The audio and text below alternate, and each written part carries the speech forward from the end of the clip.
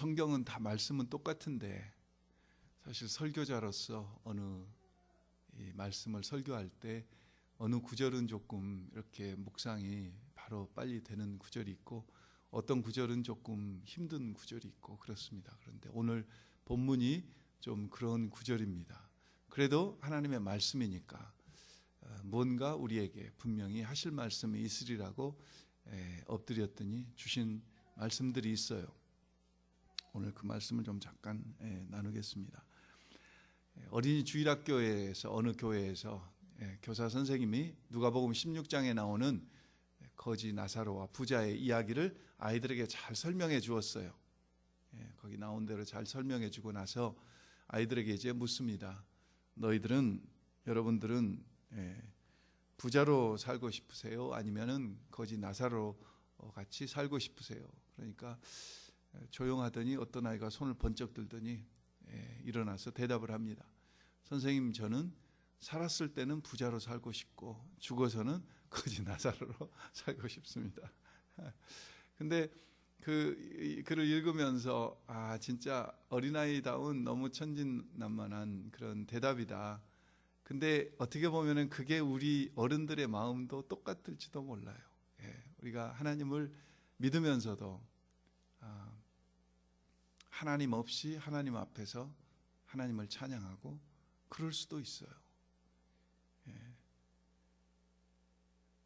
우리는 하나님을 안다고 사랑한다고 하지만은 사실 어떨 때 보면은 내 방식대로 그 다음에 내 중심으로 하나님을 사랑하고 안다고 그렇게 이야기할 때가 있습니다.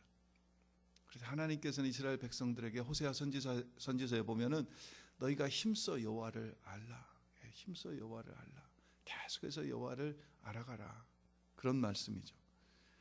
하나님을 잘 모르고 하나님을 오해하고, 그래서 하나님을 오해하면은 하나님을 원망하고 나가서는 이제 하나님을 없다고 그러고, 내 관심과 내 소원과 내 생각대로 안 해주시면은 상처받고 하나님 없다고 그러고 하나님을 무시하고.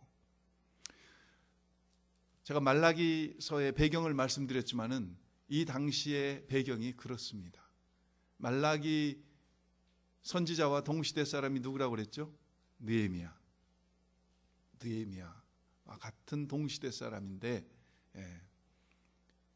이 말라기 이 시대에 바벨론 포로로부터 돌아와서 그들이 성벽도 건축했고 어려운 중에서 성전도 건축했고 회개도 했고 절기도 지켰고 그렇게 하나님 앞에 계속 나오는데 달라지는 게 없는 거예요. 달라지는 게 변화가 없는 거죠. 그렇게 하면은 뭔가 하나님이 그 공력을 봐서 정성을 보셔서라도 뭐가 좀 달라지는 게 있고 물질적으로 편해지고 축복을 받아야 되는데 여전히 바벨론의 지배 아래에서 조공을 바쳐야 되고 나라는 거기에 속해 있고 전혀 변동이 없는 거죠. 그러니까 신앙생활을 하면서 점점점 이제 무기력해져 가고 패배주의와 냉소주의 속에서 하나님을 두려워함이 사라져 버린 거죠.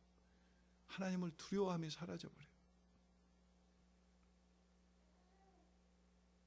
그래서 하나님을 무시해요.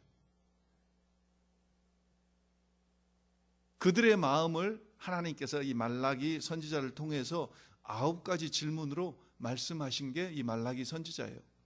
그래서 우리가 지금 계속 4번째 질문까지 보았고 오늘 본문에 5번째, 6번째 질문이 나오지 않습니까? 말라기서가 시작되면서 맨 먼저 1장 2절에 주께서 어떻게 우리를 사랑하셨나이까? 하나님이 우리를 사랑하신다고요? 아니, 우리가 지금 이렇게 고통당하고 고생하고 선민으로서 이렇게 지배를 받고 있는데 우리를 사랑하신다고요? 그러면서 계속 하나님을 향해서 대적하는 9가지 질문이 이 말라기서의 핵심 아닙니까? 그 중에 오늘 우리가 읽은 17절, 2장 17절 말씀에 5번째, 6번째에 2가지 질문이 나와요. 그게 뭡니까? 첫 번째 질문이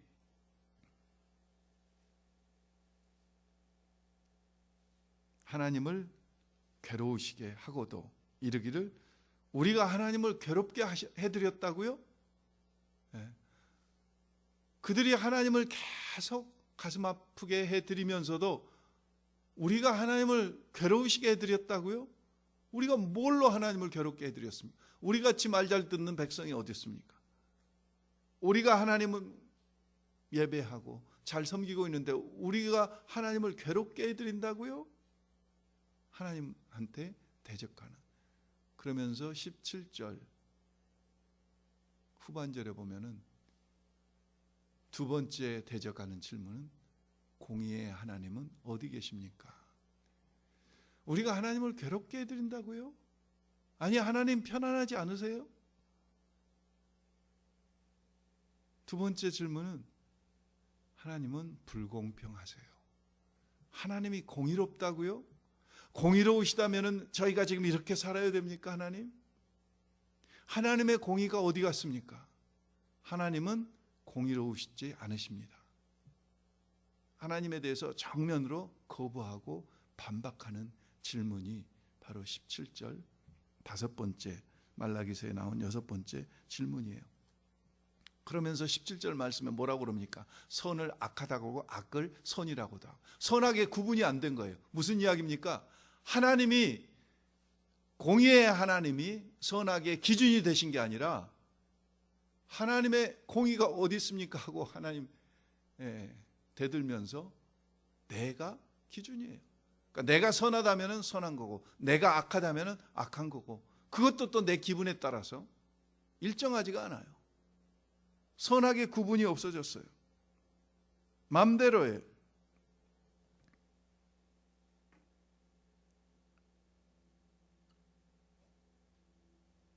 악을 행해도 잘 되는 사람들을 보면서 선을 행하고 산다고 생각하는 그들이 고난 속에 도리어 빠지는 것을 보면서 하나님은 안 계시다, 그런 거죠. 하나님은 없다. 하나님은 없다. 근데 이 주전 한 400년 전, 이 당시에 이스라엘 사람이 이 당시에만 그런 게 아니라 이사야서 5장을 보니까요, 참 놀랍더라고요.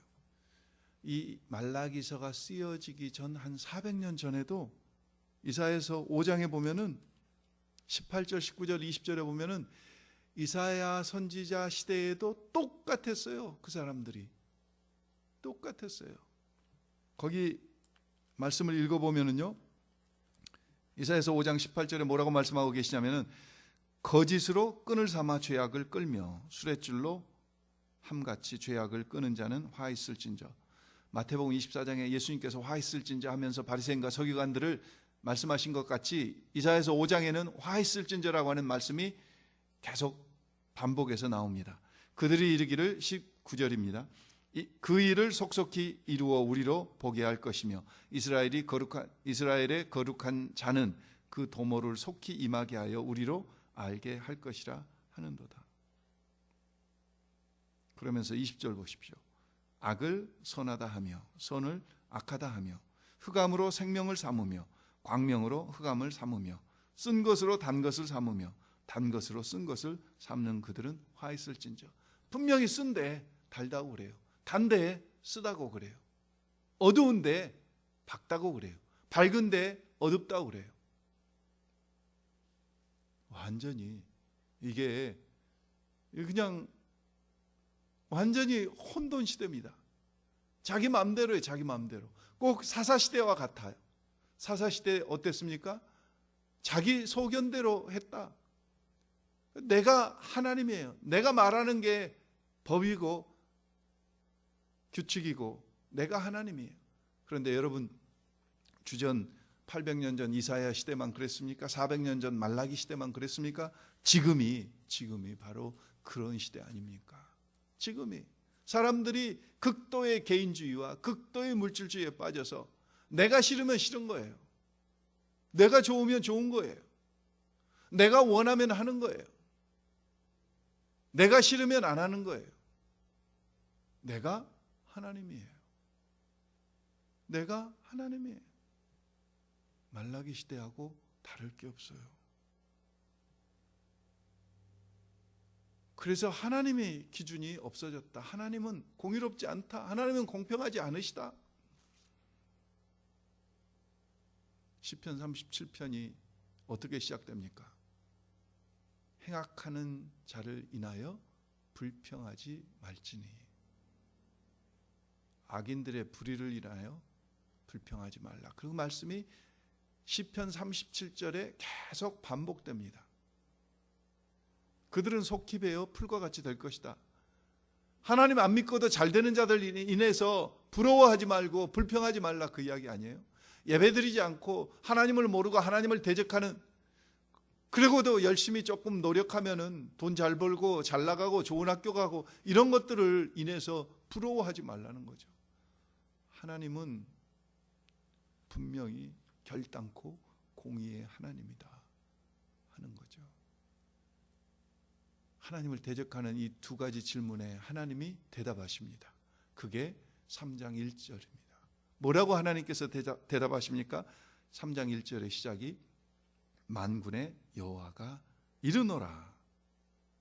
보라, 내가 내 사자를 보내리니 그가 내 앞에서 길을 예비할 것이요 또 너희의 구하는 바 주가 호련히 그 전에 임하리니 곧 너희의 사모하는 바 언약의 사자가 임할 것이라. 하나님의 공의가 어디 있습니까? 하나님은 공평하지 않으십니다. 하나님은 불공평하십니다. 하나님이 아니십니다. 그랬더니 하나님께서 대답하셔요. 뭐라고 대답하십니까? 아니야. 나의 공의는 예수 그리스도야. 나의 공의는 메시아야.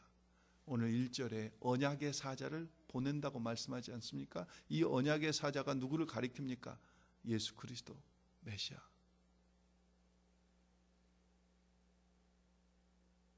그 언약의 사자 예수 그리스도를 보내시겠다고, 보여주시겠다고. 너희가 하도 하나님이 없다고 그러고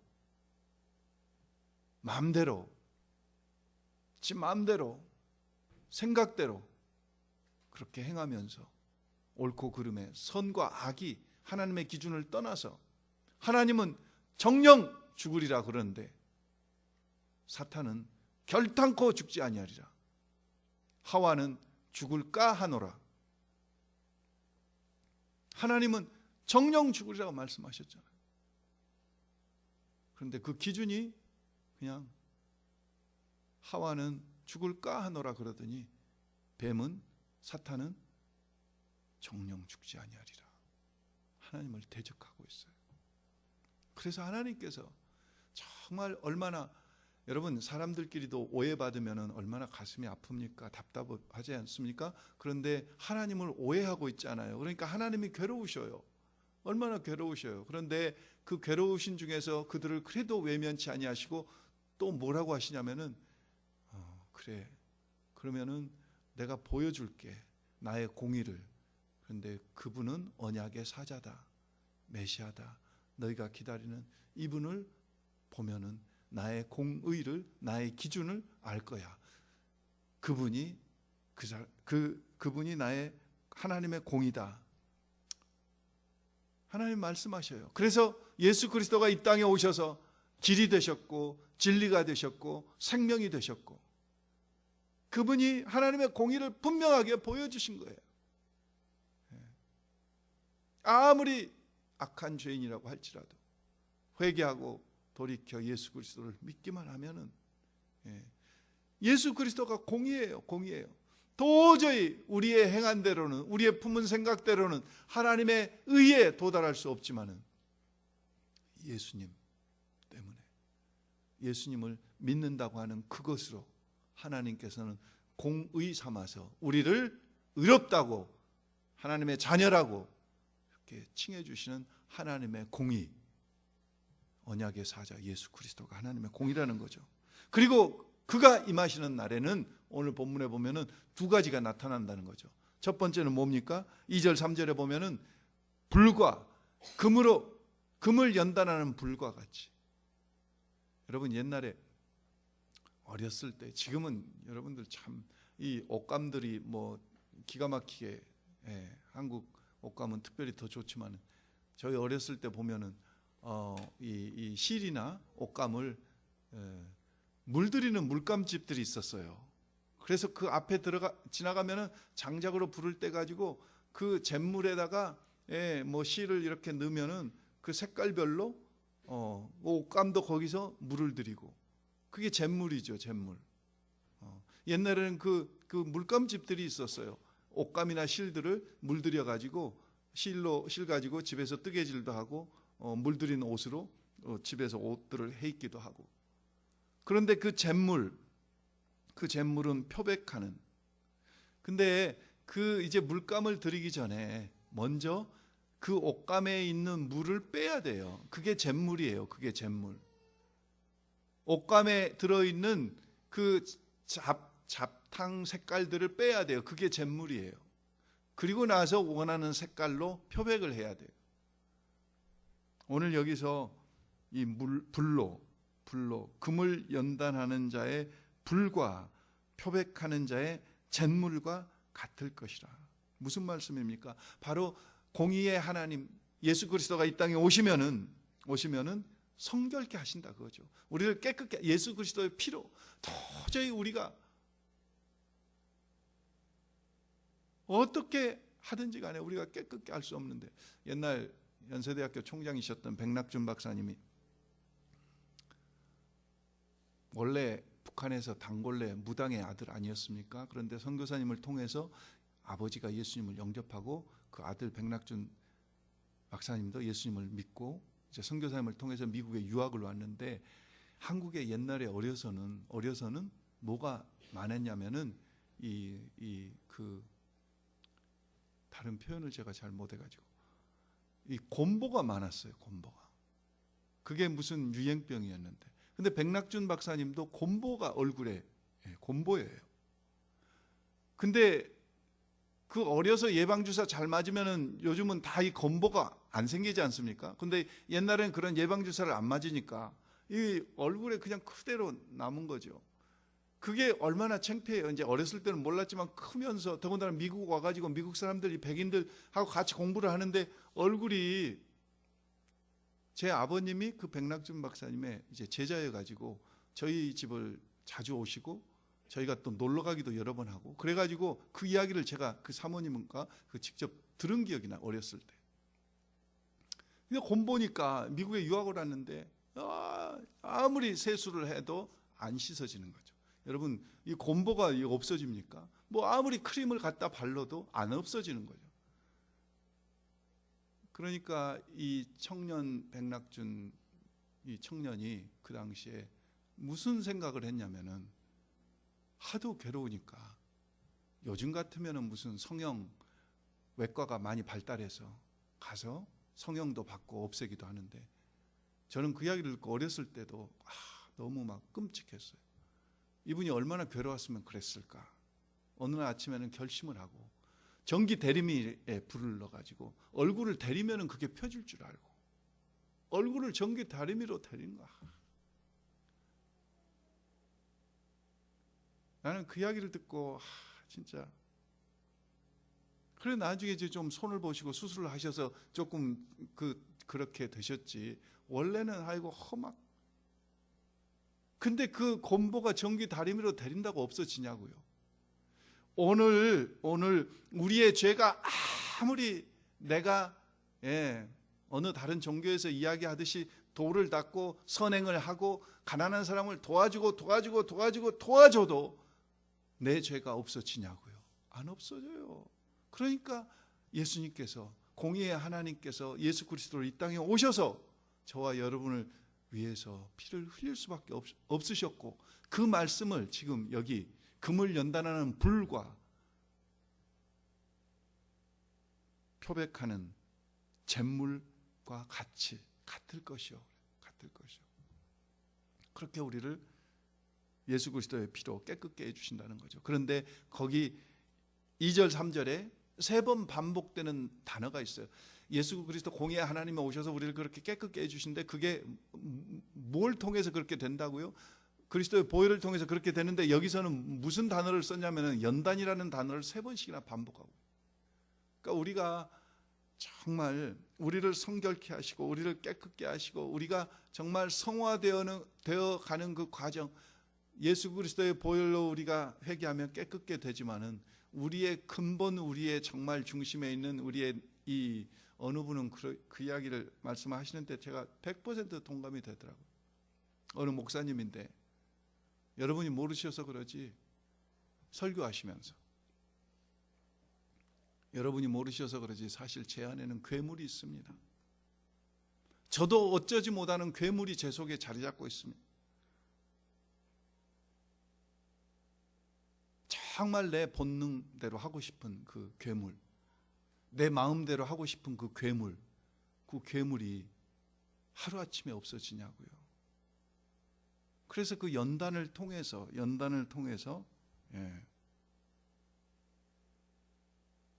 공의의 하나님 예수 그리스도가 이 땅에 오시면은 그런 일이 일어난다. 첫 번째. 그 다음에 두 번째는 5절에 보십시오. 5절에 뭐라고 말씀하십니까? 내가 심판하러 너희에게 임할 것이다. 그래. 공의의 하나님 예수 그리스도가 이 땅에 오시면은 어떻게 하신다고요? 심판하신다. 미시파트라고 하는 이 심판이라는 단어는 공의라고 하는 단어하고 똑같습니다. 그래서 문맥에 따라서 히브리 성경을 번역할 때 미시파트라고 하는 이 단어를 문맥에 따라서 어떨 때는 심판, 어떨 때는 공의. 그러니까 심판은 반드시 무엇과 같이 간다? 공의와 같이 간다. 공의는 무슨 뜻이 있어요? 심판.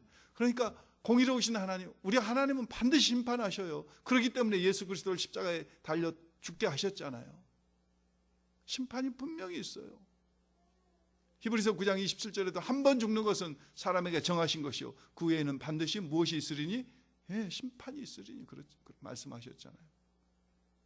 그런데 그 공의의 하나님 예수 그리스도가 이 땅에 오시면은 무엇 하신다고요? 심판하신다고. 심판. 그 심판의 대상자들을 5그룹을 이야기를 했습니다. 5그룹들. 술사들, 박수하는 자들, 음행하는 자들, 고아와 과부와 나그네를 학대하는 자들, 임금을 제대로 주지 않는 자들, 이런 자들을 하나님께 예수 그리스도께서 심판하시겠다고 말씀하세요. 깨끗게 하시는 역사가, 회개하고 돌아오는 자들에게는 깨끗게 하시는 역사가 일어날 뿐만 아니라 거부하고 대적하고 계속해서 회개하지 않는 자들은 심판하시겠다는 엄유하신 말씀을 분명하게 말씀해 주셨어요.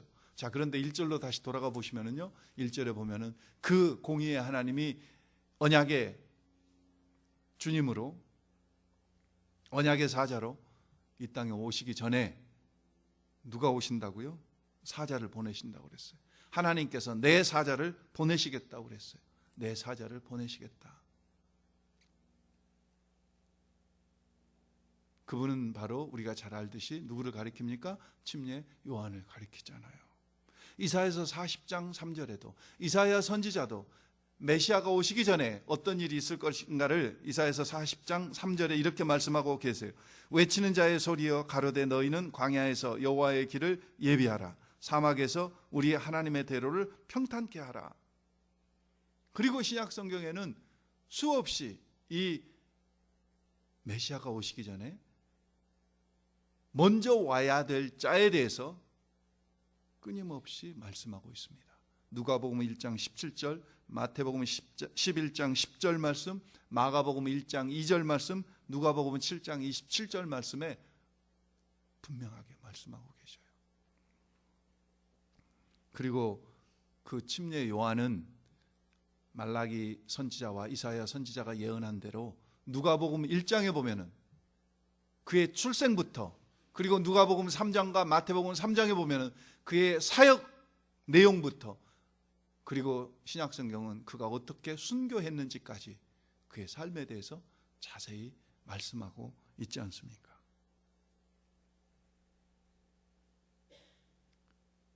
자, 그러면서 이 말씀 속에 하나님은 왜 예수님이 오시기 전에 전령을 보내셨을까? 사자를 보내셨을까? 왜 침례 요한을 보내셨을까? 왜 메신저를 먼저 보내셨을까? 거기에 대해서 제가 조금 묵상을 해봤어요. 첫 번째는 오늘 1절 말씀에 나옵니다. 1절에 뭐라고 말씀하셨죠? 어떤 말씀이 있죠? 주가 너희의 구하는 바 주, 여기는 이 주는 예수님을 메시아를 말씀하세요. 주가 어떻게 임하신다고요? 호련히 그 전에 임하시리니, 호련히 임하신다. 예수님의 재림은, 예수님의 초림은, 예수님의 재림과 초림은 호련히, 갑자기, 급하게, 도적과 같이 임하셔요. 그러니까 정말 이 중요한, 죽느냐 사느냐, 그분이 오시면은 심판하시고 깨끗게 하시고 이렇게 가르시는데 그걸 놓치면 안 되잖아요. 그러니까 정말 사람들이 오시리라고 기대하지 않을 때 예수 그리스도는 이 땅에 오셨고, 다시 오실 우리 주님도 우리가 기대하지 않을 때, 세상이 기대하지 않을 때, 믿는 자들은 안다고 그랬어요. 믿는 자들은 그 때를 정확하게는 모르지만은 안다고 그랬어요. 그러나 믿지 않는 자들은 정말 전혀 기대하지 않고 오시리라고 생각지 않은 그때에 오시기 때문에, 예상치 않은 때에 오시기 때문에 전령이 사자가 필요하다 그거죠. 두 번째는 제가 생각해 본 것은 공의의 하나님으로 오실 예수 그리스도는 만왕의 왕이시기 때문에 그분에게는 전령이 필요해요.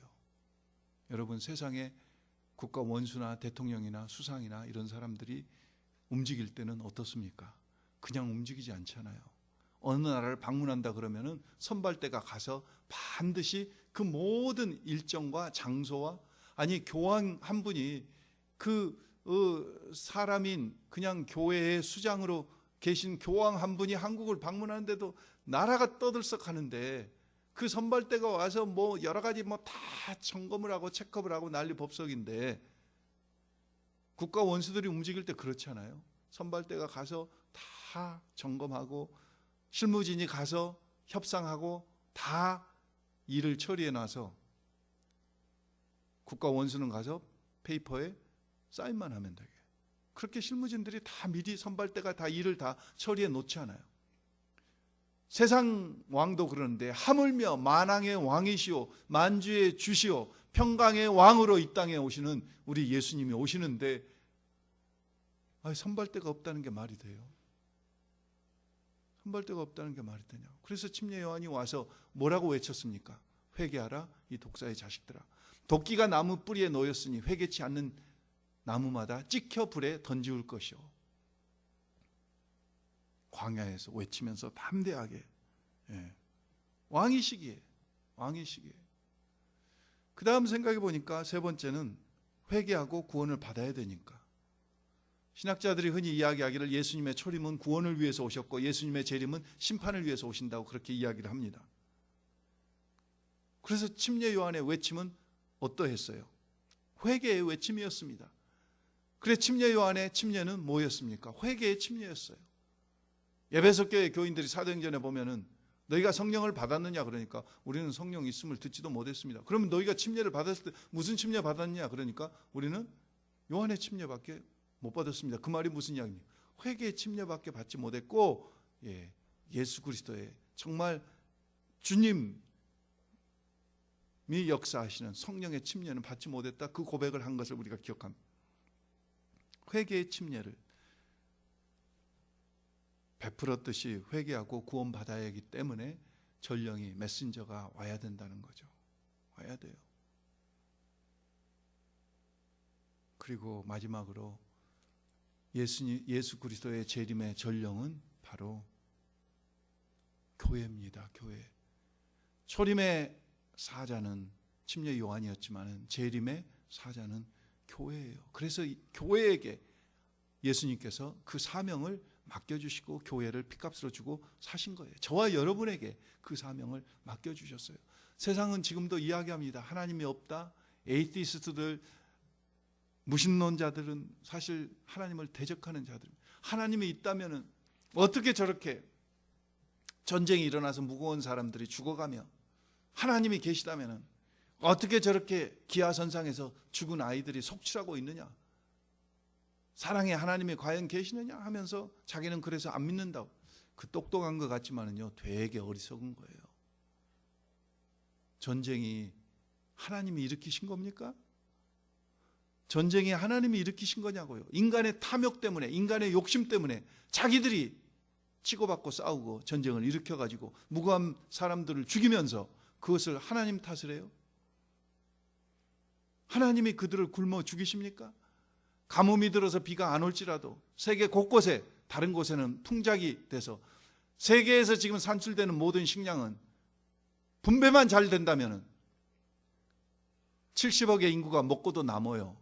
그런데 인간의 탐욕 때문에 놓지 않고 내가 움켜쥐고 있으려고 하는, 그리고 무관심 때문에 그 생산되는 식량들이 잘 분배가 안 되는 거예요. 그래서 기아로 죽어가고. 근데 그것을 하나님 탓으로 돌려. 인간의 탐욕이 그렇게 만들어 놓은 것을 하나님이 그러셨다고? 하나님이 없다고?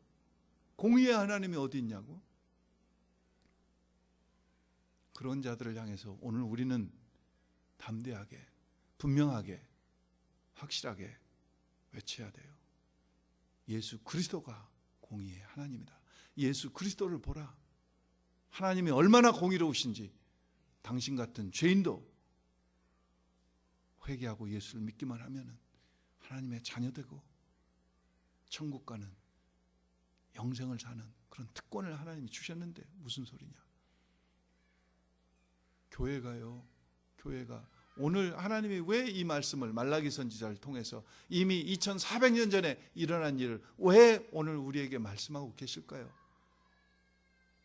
침례 요한을 언약의 사자를 보내기 전에 먼저 보내셔서 그 앞길을 예비하게 하셨듯이 다시 오실 예수 그리스도의 그 앞길을 우리 교회가 담대하게 예비하라고. 침례 요한은 어떠했습니까? 그는 흥하여야 되겠고 나는 쇠하여야 되겠다. 나는 그의 신들매 신발끈을 묶기도 감당치 못하겠다. 그러면서 그는 끝까지 자기의 제자들을 다 예수님의 제자로 보내고 자신은 결국은 순교하지 않았습니까? 오늘 침례 요한의 그런 롤들을 우리가 다시 보면서 언약의 사자, 약속의 예수 그리스도께서 재림주로 이 땅에 오시는데 우리가 정말 기쁨으로, 아니 그러지 않아요.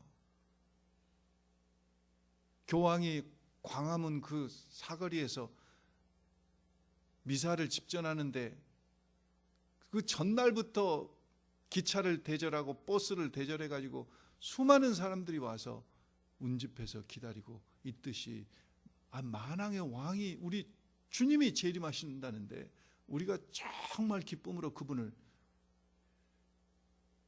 맞이하자고. 우리는 계속 그분은 오신다고, 분명히 오신다고, 오실 거라고, 오시기 전에 오시면은 끝이다고, 오시면은 끝이다고, 다시는 기회가 없다고, 오시기 전에 그분을 믿어야 된다고. 그게 오늘 우리가 교회가 감당해야 될 사명 아니겠어요? 그 사명을 하나님께서 오늘 우리에게 주신 것 아니겠어요?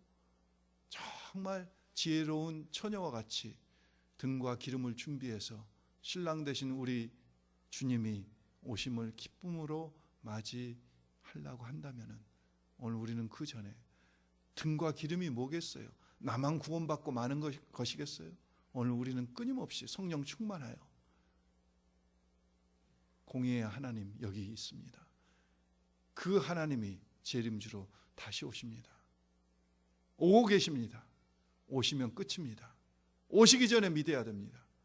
하고 계속 끊임없이 외치고 나가는, 그래서 주님의 재림의 앞길을 예비하는 그런 우리 교회가 될 수 있기를, 저와 여러분이 될 수 있기를 주의 이름으로 축원합니다. 기도하겠습니다. 살아계신 아버지 하나님 감사드립니다. 정말 천사도 흠모하는 그 직분을 저희에게 맡겨주시고 전령과 같이 왕이 오신다고 그 왕의 앞길을 예비할 자로 감히 그 특권을, 그 직분을 저에게 허락해 주셔서 하나님 너무 감사합니다. 때를 얻든지 못 얻든지 기회 주시는 대로 저희가 관계전도를 통해서나 노방전도를 통해서나 정말 만나는 사람들에게마다 끊임없이 하나님의 공의가 여기 있다고, 우리는 내 마음대로 살면 안 된다고, 보이는 대로 살면 안 된다고 외치며 나아가는 그런 우리 교회 될 수 있도록 하나님 인도해 주시옵소서. 영혼들을 사랑하고 귀히 여기시는 그 아버지의 마음을 가지고 그 영혼들을 향하여 담대히 나가는 저희들 되게 하시옵소서. 예수님의 이름으로 간절히 기도드렸사옵나이다. 아멘.